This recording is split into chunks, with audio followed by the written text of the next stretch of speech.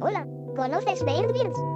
Es una historia creada por el usuario de Twitter, Archesuchus. Trata sobre dinosaurios que viajan a la actualidad. Les recomiendo ver este video para que conozcan la historia mejor. Bueno, lo que les quería decir es que estoy haciendo una historia también en Twitter, sobre el mismo universo pero con otra persona.